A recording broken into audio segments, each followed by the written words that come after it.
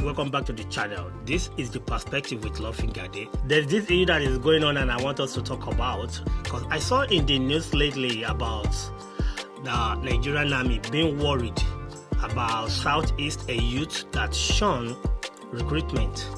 And I was wondering, why would they shun recruitment in the Southeast, mostly the youth?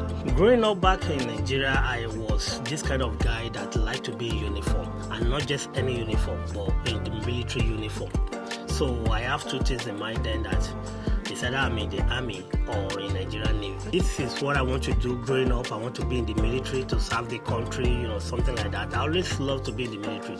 I got the form for NDA, Nigerian Defense Academy, and I filled out the form, submitted the form, then we were scheduled for exam.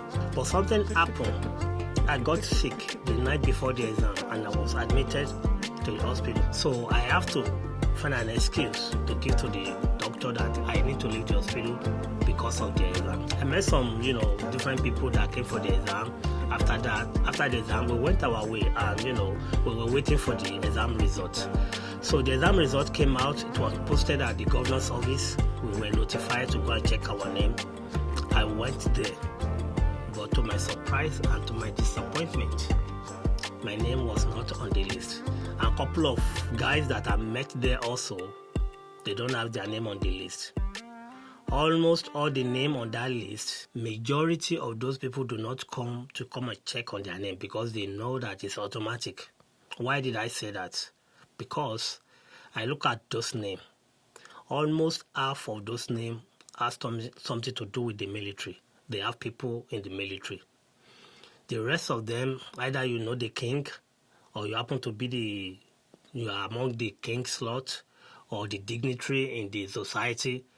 They all have slots, so you are one of their slots, so you are guaranteed admission. So I was discouraged and I left. I have this assumption that probably a lot of those people who they were admitted are not by merit. It's because they know someone that knows someone. But I really don't want to give up. So the next thing I did is that I got another form for the Nigerian Navy.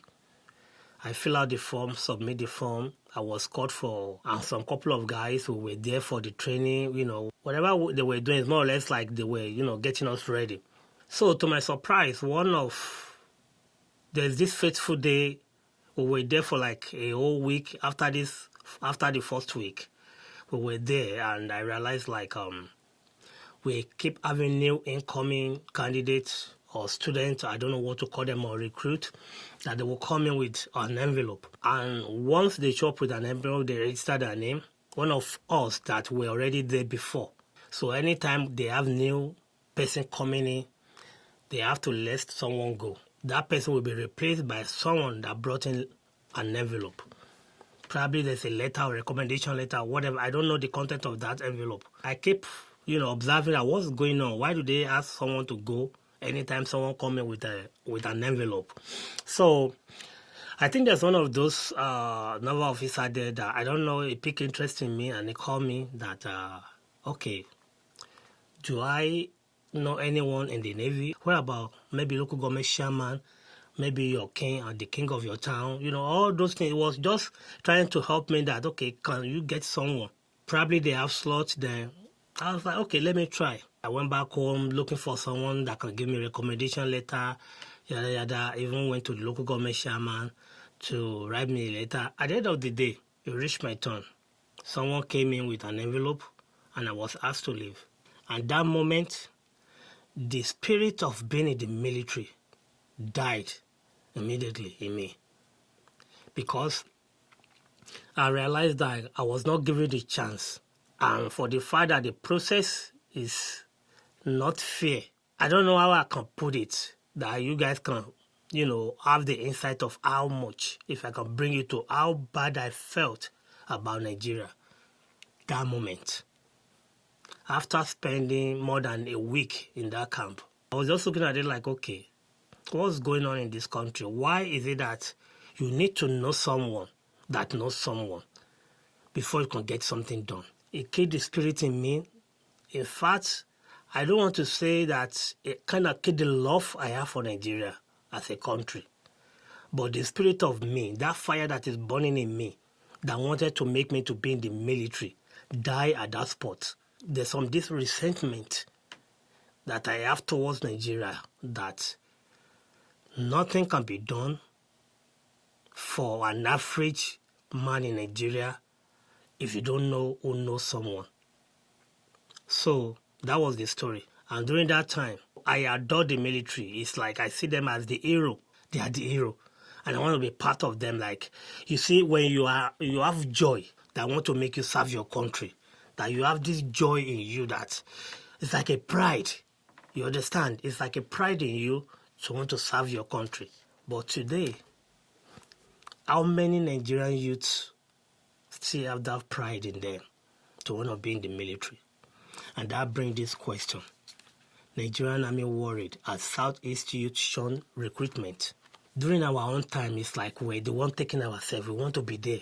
But now today, they are the one looking for people to come and join. Now it's like they are begging people to come. During our own time, it's like you have to know someone. Now, things are changing. You can see how time flies. I have a couple of things that I believe could be the reason for why the Southeast youth shun the Nigerian Army recruit. And we had a couple of things that I believe could actually be another reason why almost every youth in Nigeria may not want to be part of the military anymore. The first one is going to be insecurity. Insecurity could be one big reason why most of the Nigerian youth shun or don't want to be in Nigerian Army. And I'm going to say this. I remember growing up, right? You could travel from your state to another state anytime, any day, without the fear of being get robbed or without the fear of Fulani H-men. Let's call them what they are. Fulani H-men, the Fulani terrorists, whatever. Take the youth corps service, for example. Back in the days, you don't agitate that they send you to the north. You'll be fine because they set it in such a way that there will be diversity. They send us all around Nigeria so that we can learn the culture there, see how they do things.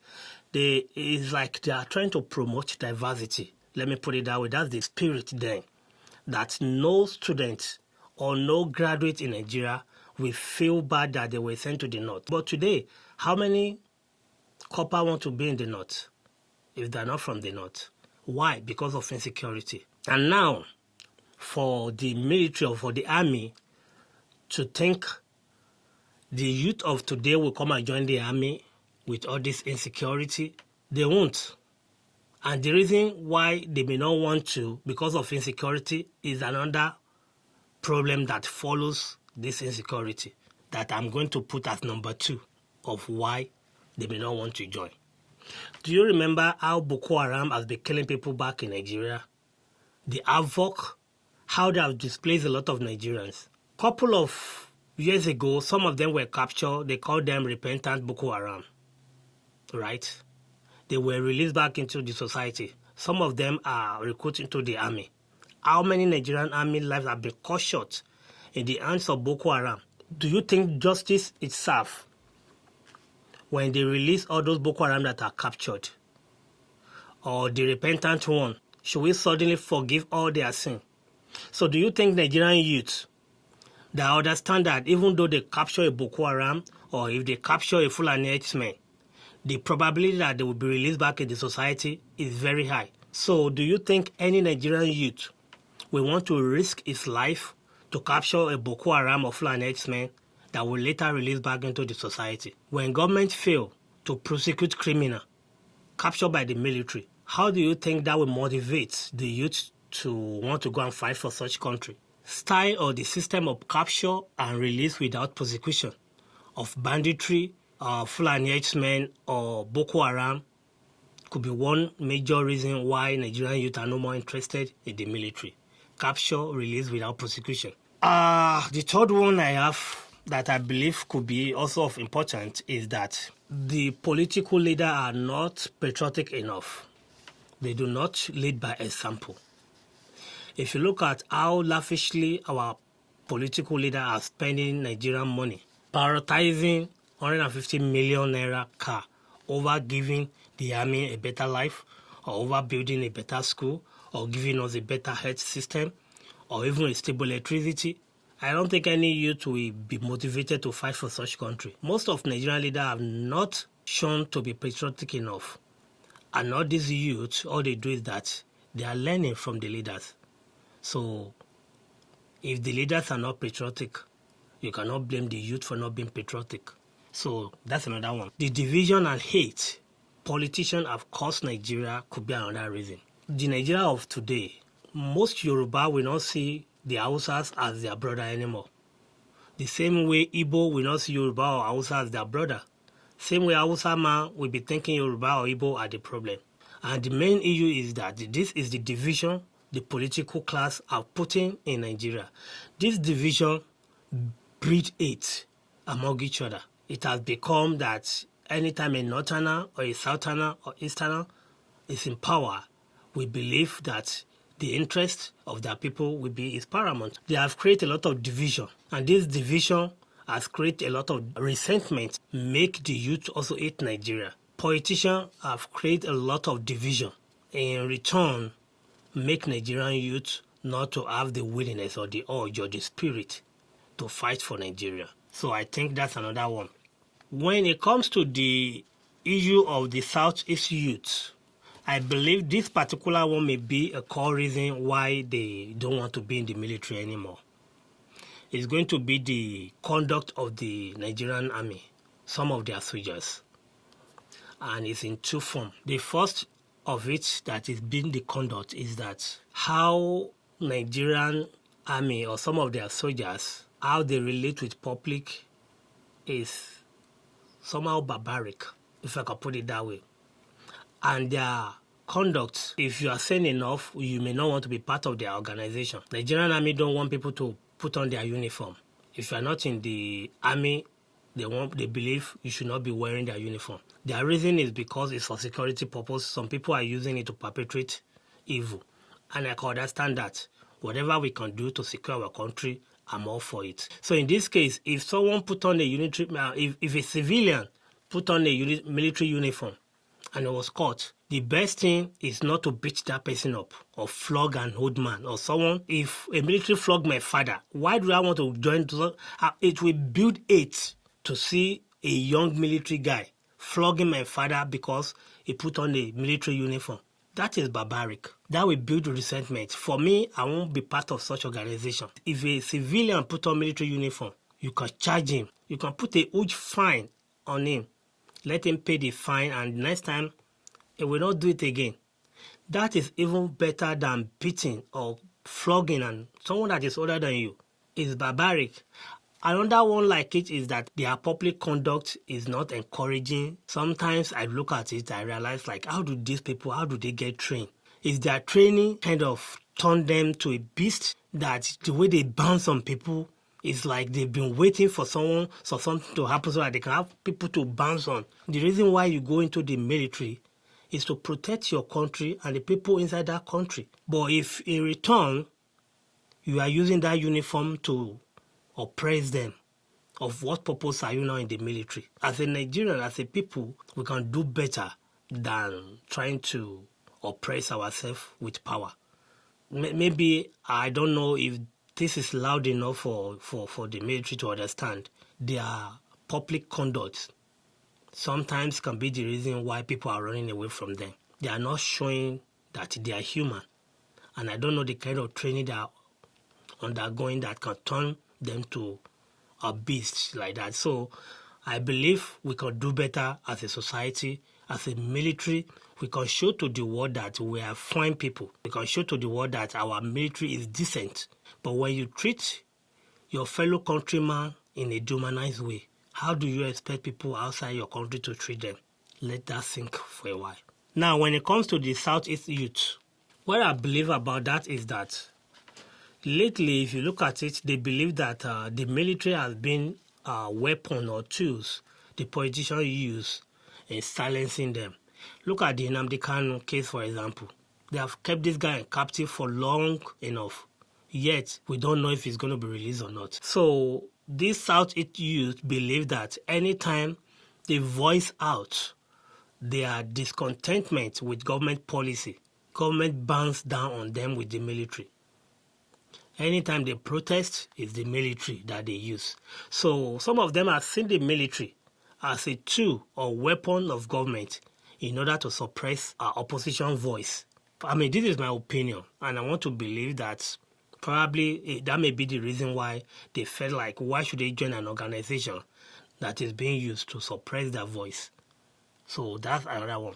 Another thing I would like to point out is that if a man is going to lay down his life for his country as a military, do you think the Nigerian youth, they join the military today, that they will get the best treatment from the government? Or if they get disabled in the line of their duty, that they will be well taken care of? Or eventually, if they die, their family will be well taken care of? Do we have such program? If we have such program, how long does it take to materialize or to be implemented? I don't know. I'm just saying this. Those are one of the things I want to point out. Now, the big one that I believe we all should look into is that Nigerian youth of today learn really fast by example. And the thing is that we have government that do not put much effort to show to Nigerian youth that there is dignity in labor, that you work before you make money. Our politicians are not showing much of that.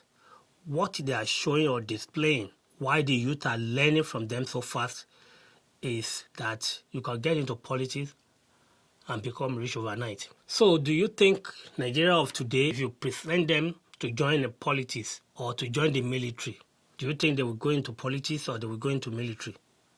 I'm very sure we know that answer. Why? Because we've made politics so attractive that you can get into politics today and be rich tomorrow. So don't blame the youth if they are not interested in joining the army, because we've made politics something so attractive. Another point that is going to be like this is the fact that we have all these celebrity billionaires that Nigerian government should have curbed or pushed to the curb, but they failed to do that. The likeness of what we're seeing on social media lately can be a big reason why Nigerian youth may not want to join the military. They will see, what do you stand to gain if you join the military? Or you can go into internet fraud and make fast money. That is how an average Nigerian youth of today, that is how they think now. The Nigerian government should make it now a law that you cannot come online and display or public display of wealth.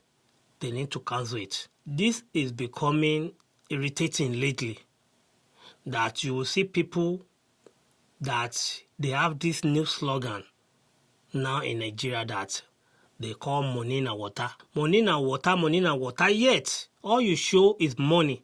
Where is your business? If you have a business that you use as a cover-up, tell us that the money you spend lavishly on social media, tell us, is the money you are making for the business you are doing? Or is the business just a cover-up, but the real thing that is making those money is not something you can show to the world? If you cannot show us how that money gets into your pocket, please keep it to yourself. It is better to show our youth the dignity in labor than to be running around on social media and be making your rubbish slogan, money is water. You are leading our youth in the wrong path. Lately, you will see a 14, 16, 17-year-old boy with a human head. For what? Because of people like you. The reason they are going for money ritual is because of people. Yes, you, I'm talking to you. You, people like you, that go online and display wealth, knowing fully that those money are from the wrong place. You will come online, you will be the one that will be telling people, oh, making money is easy. Making money is not easy anywhere. So stop it. Make your money and keep it to yourself. Stop bringing it on social media and make it look like other people don't know how to work or how to make money. You know your money is not clean. There's nobody work hard for their money and spend it like that money is nothing. So if you make your money in a way that is diabolic or through whatever illicit or illegal way you make your money, fine.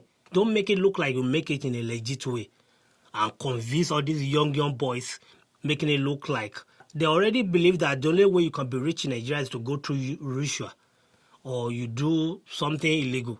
That's how you make money. This is becoming pandemic in Nigeria, and we need to do something about it.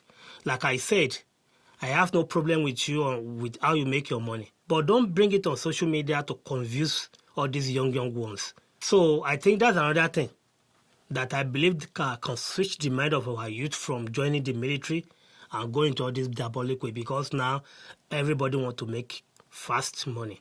And to the point that you see some of these military guys will come online and be talking about how they are being treated unfair, how they are living a hard life. You don't want to join the military and still living a hard life. I think we should try and see how to make it something that is more attractive so that our youth can see it as something of pride to join the military. All right? So those are the things I believe can be the reason why most youths don't want to venture into Nigerian military anymore. Okay?